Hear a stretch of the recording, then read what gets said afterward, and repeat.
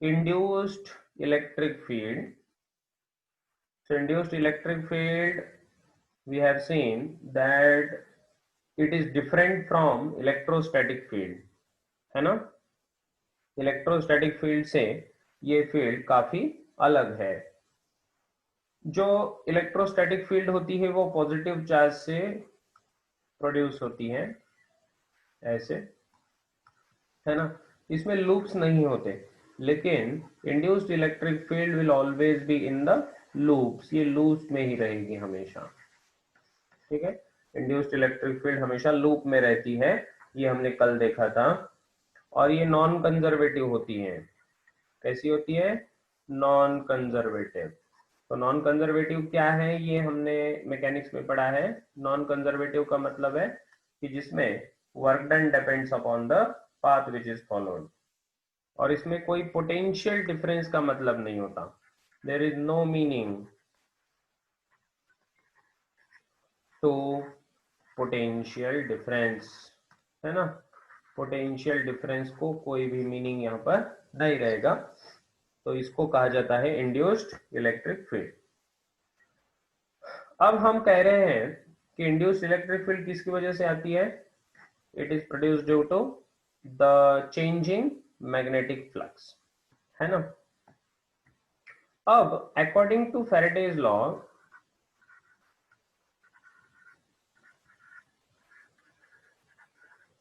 तो फैराडे के लॉ के अनुसार हम कह सकते हैं कि इंड्यूस्ड ईएमएफ जो होता है वो होता है minus D phi by D T, ये होता है, करेक्ट।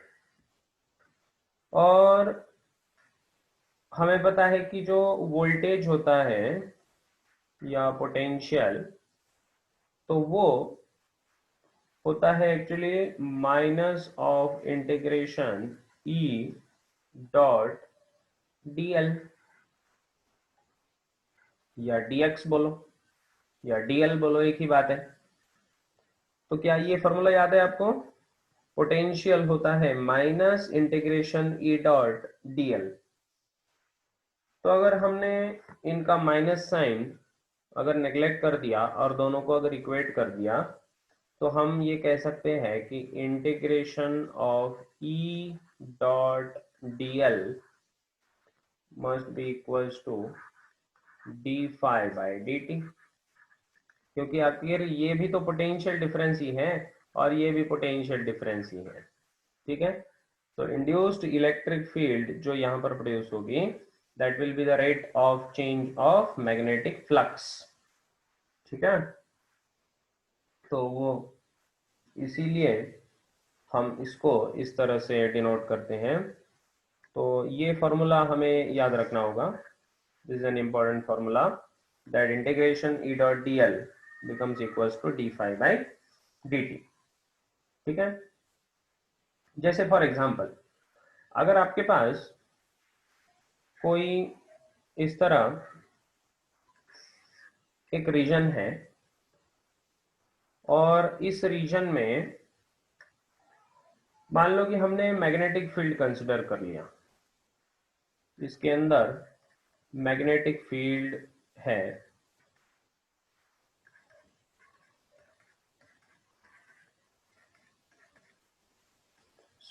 ये जो मैग्नेटिक फील्ड है बेटे इस रीजन में, ये मैग्नेटिक फील्ड अगर टाइम वेरिंग मैग्नेटिक फील्ड है, ठीक है। ये जो मैग्नेटिक फील्ड है B is a time varying magnetic field.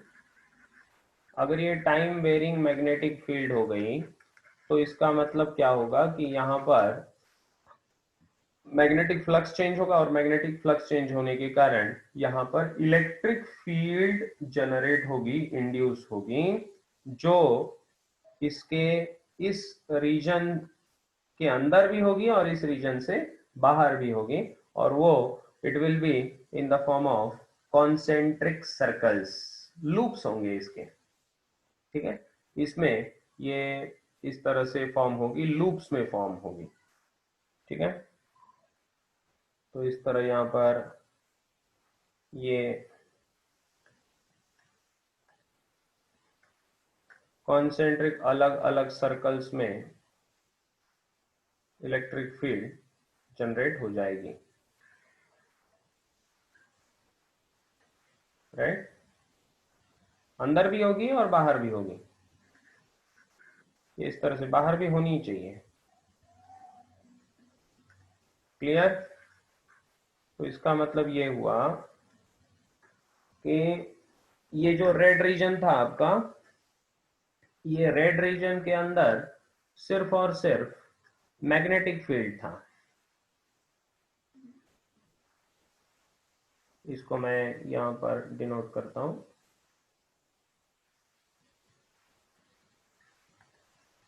देखिए, ये जो रेड रीजन था, रेड रीजन में टाइम वेरिंग मैग्नेटिक फील्ड था, लेकिन उस टाइम वेरिंग मैग्नेटिक फील्ड के कारण क्या हुआ, उसने इंड्यूस इलेक्ट्रिक फील्ड को तैयार कर दिया। ठीक है, सो ये जो है, this one is called as induced electric field. ठीक है, इसको कहा जाएगा इंड्यूस्ड इलेक्ट्रिक फील्ड। और अंदर क्या है, टाइम वेरिंग मैग्नेटिक फील्ड है अंदर। अंदर जो है वो है टाइम वेरिंग मैग्नेटिक फील्ड जो अंदर थी। तो इंड्यूस्ड इलेक्ट्रिक फील्ड कहां तैयार हुई, अंदर भी तैयार हुई और बाहर भी तैयार हुई। ठीक है, सो मैं यहां पर लिखूंगा कि induced electric field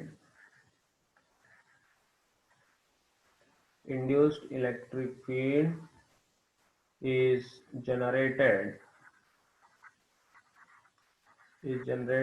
here due to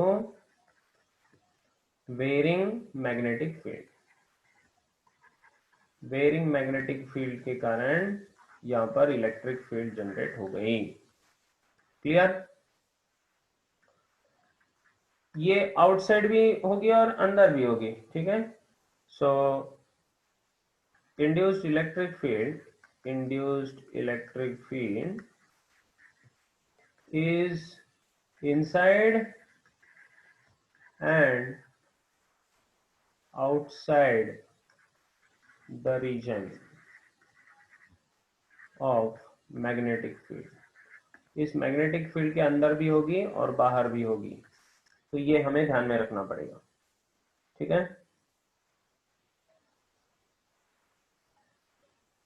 great. सो ये जो इंड्यूस्ड इलेक्ट्रिक फील्ड है, it is always in the closed loops, so this field is in loops। हमेशा लूप्स में ही प्रोड्यूस होती है, ये हमें ध्यान रखना होगा, राइट।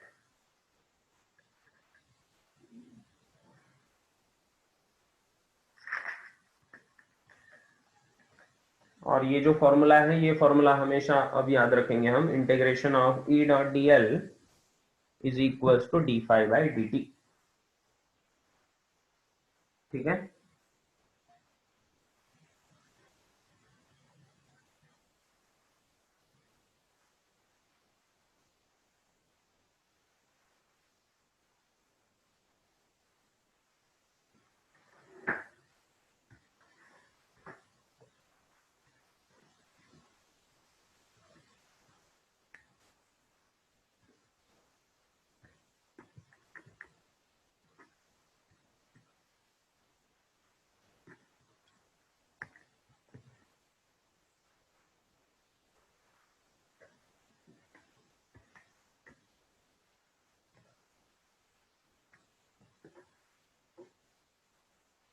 तो यहां तक सबको क्लियर हो गया? ठीक है बेटे, तो ये है formula to find the induced electric field.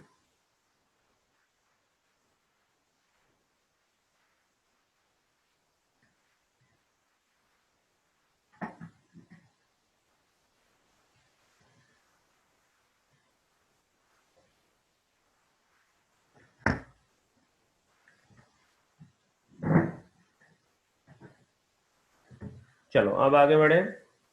अब इसके ऊपर एक क्वेश्चन करते हैं।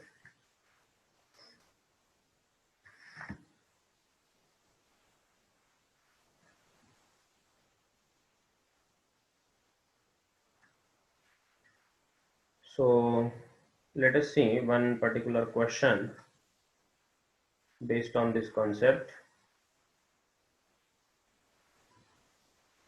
तो एक क्वेश्चन को करेंगे।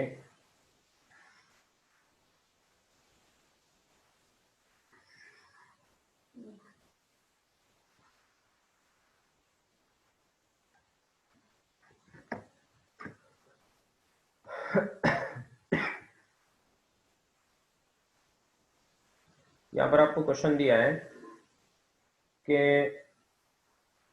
Find the magnitude of induced electric field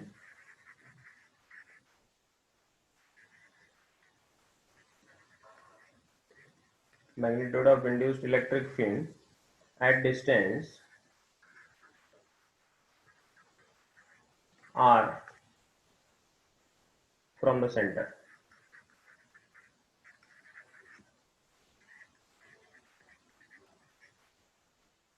ठीक है, और आपको बोला है कि magnetic field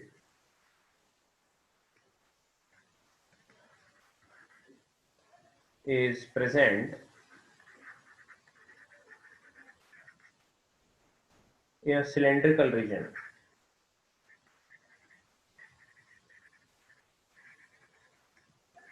in the cylindrical region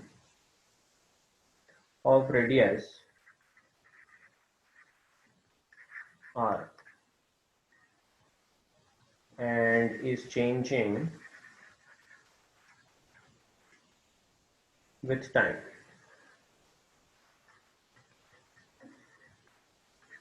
b equals to kt ऐसे दिया है।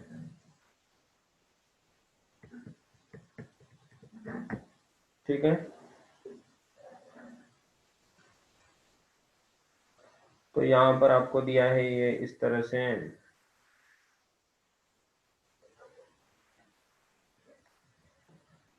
ये है सेंटर और ये है R, और इसके अंदर मैग्नेटिक फील्ड आपको दिया है। How much is the magnetic field? Magnetic field B equals to दिया है KT, और आपको बोला है कि find the magnitude of induced electric field at distance small r from the centre. तो सेंटर से स्मॉल r डिस्टेंस पर हमें मैग्नेटिक फील्ड मतलब इंड्यूस्ड इलेक्ट्रिक फील्ड कितना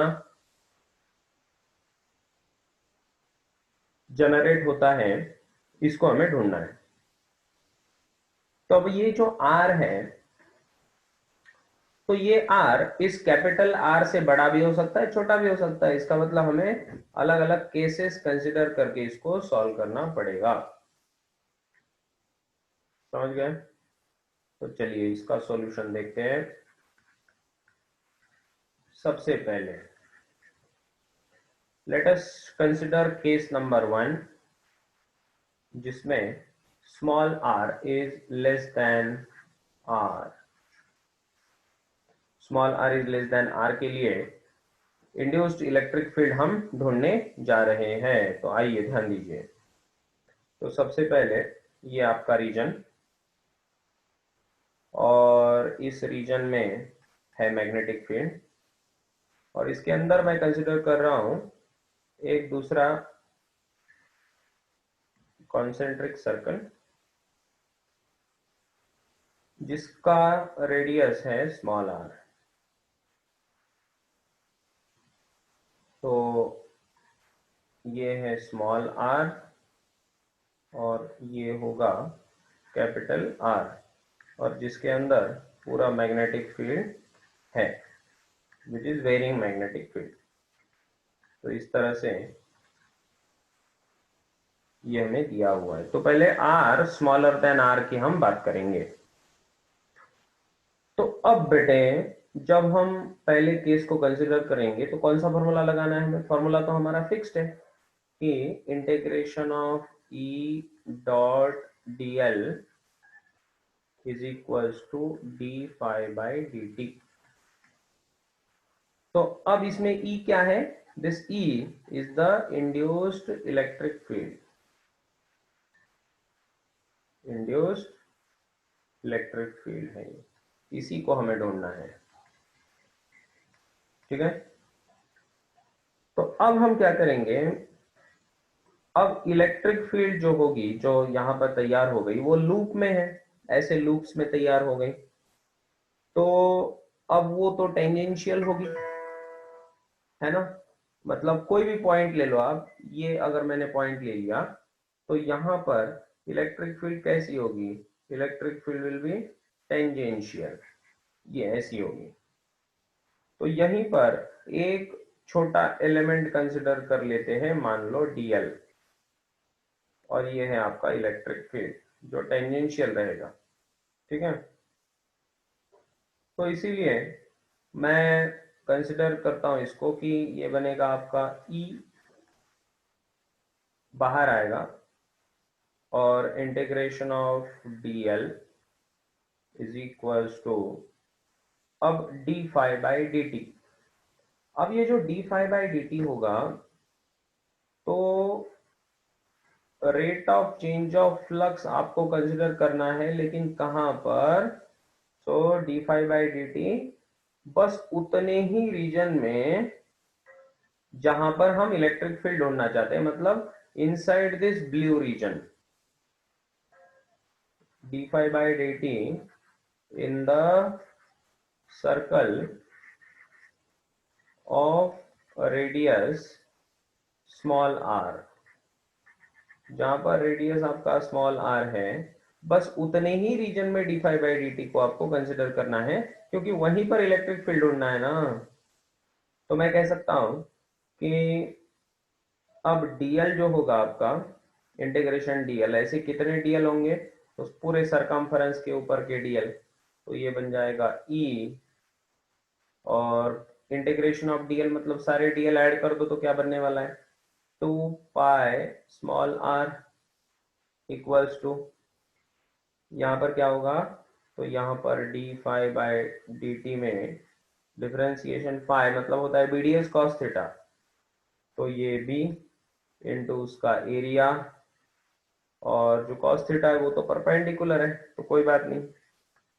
ठीक है, तो चलिए ये बन जाएगा E into 2 pi r is equals to d by D t of B है आपका KT, B क्या है? KT है, राइट। और जो ds है एरिया, वो एरिया है अंदर वाला एरिया जो होगा पाई r स्क्वायर। क्लियर?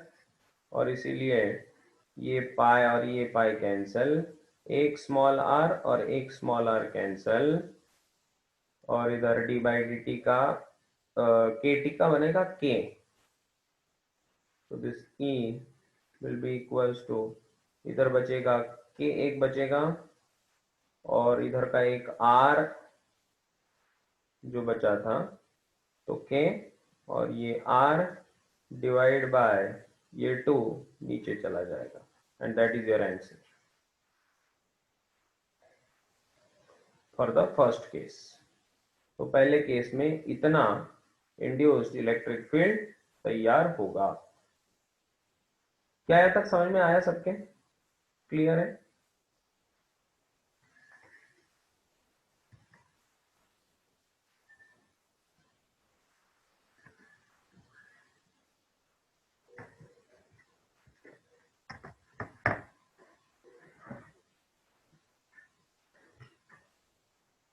अब इसी तरह केस नंबर 2, केस नंबर 2 में हम कंसिडर करेंगे कि r is greater then r। ठीक है, चलो केस नंबर 2 की बात करते हैं।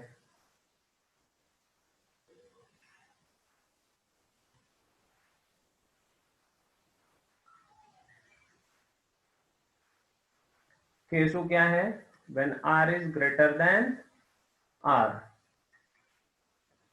तो आर ग्रेटर देन आर के लिए अब फिर से हमें डायग्राम ड्रॉ करना पड़ेगा। तो आइए डायग्राम ड्रॉ करते हैं। तो ये रहेगा आपका रीजन ऑफ मैग्नेटिक फील्ड, जिसके अंदर मैग्नेटिक फील्ड वेरी हो रही है, और इसका एरिया कितना है, इसका रेडियस हमें दिया हुआ है। ठीक है।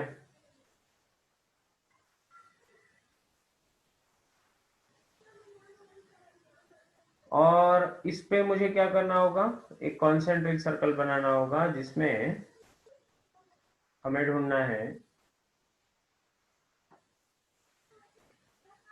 ये। ठीक है। तो यहां से ये डिस्टेंस है कैपिटल आर, और ये बाहर वाले का रेडियस है small r, because small r is greater than capital R. अब फिर से हम फॉर्मूला अपना यूज कर देंगे। क्या फॉर्मूला है मेरे पास? फॉर्मूला है integration of E dot D l is equals to D phi by D t. Right. तो मैं लिखूंगा कि फिर से ई जो टेंजेंशियल होगा, फिर से यहां पर ई को तो टेंजेंशियल ही रहना है, और डीएल जो एलिमेंट है वो इसके ऊपर ले लेते हैं। मान लो ये है आपका डीएल। ठीक है जी। तो अब ये बनेगा integration dl is equals to d by D t,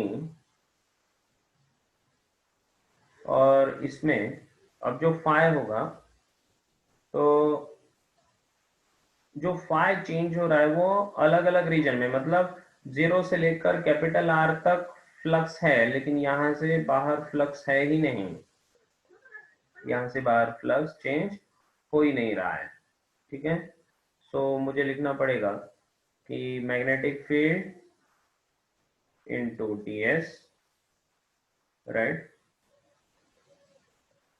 तो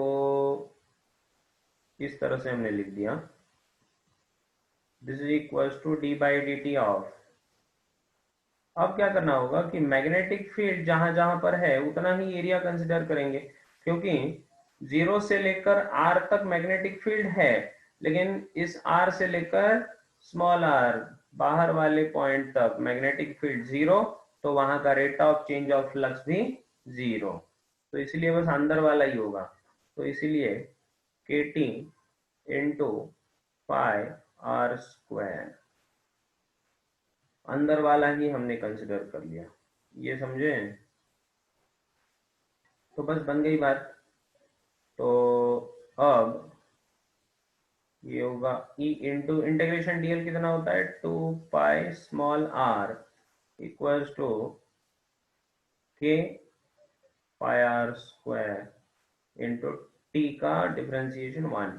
तो ये pi cancel, and therefore induced electric field will be kr square divided by 2r, and that will be your answer of induced electric field.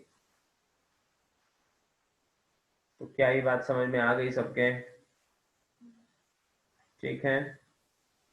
तो इस तरह से हमने case 1 consider कर लिया और केस 2 भी कंसिडर कर लिया, और दोनों में हमने देखा कि इंड्यूस्ड इलेक्ट्रिक फील्ड इस तरह से बनती है।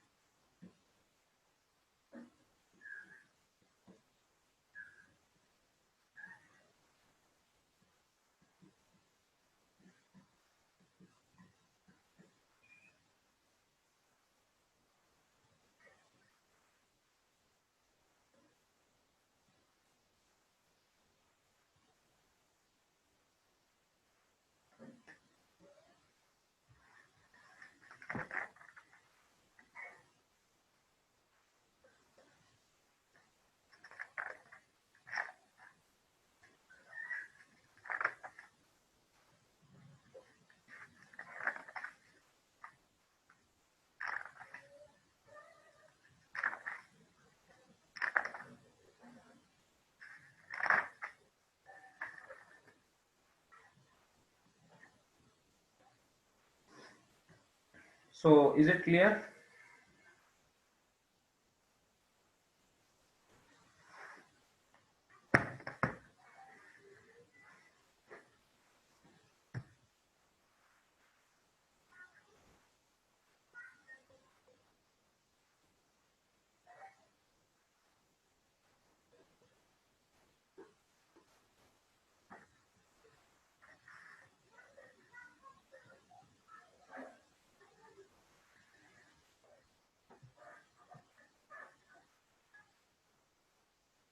इसका अगर वेरिएशन हम देखें, इसका अगर ग्राफ ड्रॉ करना हो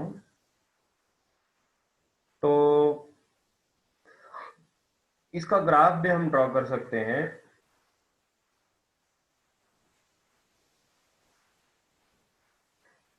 अगर हमने कंसिडर कर लिया एक्स और वाई एक्सिस,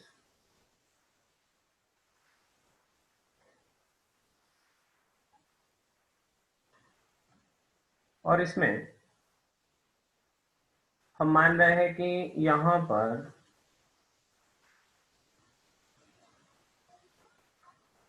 हमने ले लिया induced electric field E and this is distance R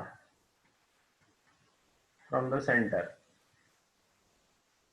तो देखो ना, 0 से लेकर R तक, मतलब व्हेन केस वन में R is smaller than R, तो क्या मैं बोल सकता हूं कि E is directly proportional to R? हाँ, तो it will be a straight line passing through origin, ऐसे it will be a straight line passing through the origin. जब सरफेस पे आएगा, मतलब इसके एंडिंग तक आएगा, when small r equals to capital R, तब ये KR/2 हो जाएगा, मैक्सिमम हो जाएगा। और वहां से आगे देखो आपका फॉर्मूला क्या बना है, तो आपका फॉर्मूला बना है E is inversely proportional to R, तो इनवर्सली प्रोपोर्शनल हो जाएगा। और यहां से आगे ये इनवर्सली प्रोपोर्शनल के साथ ऐसे कम कम कम कम होते जाएगा। कुछ समझ में आया? क्लियर? तो ये इस तरह का ग्राफ होगा, ठीक है।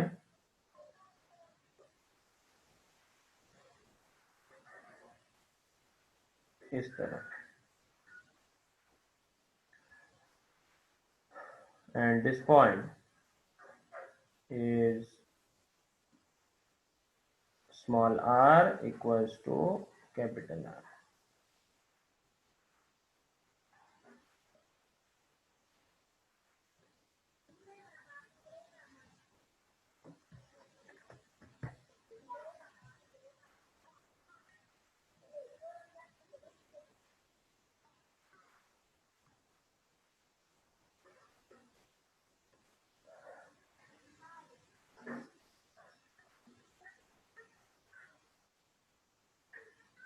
और एक इंपॉर्टेंट बात यहां पर रह गई कि इसकी जो डायरेक्शन होती है, direction of induced electric field,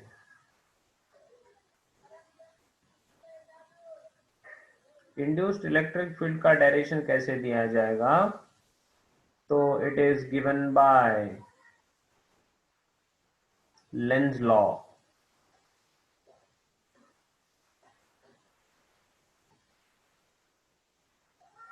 देखिए, इंड्यूस्ड इलेक्ट्रिक फील्ड का डायरेक्शन दिया जाएगा लेंज लॉ के अनुसार। इसका मतलब ये इलेक्ट्रिक फील्ड जो है ये एक ईएमएफ है,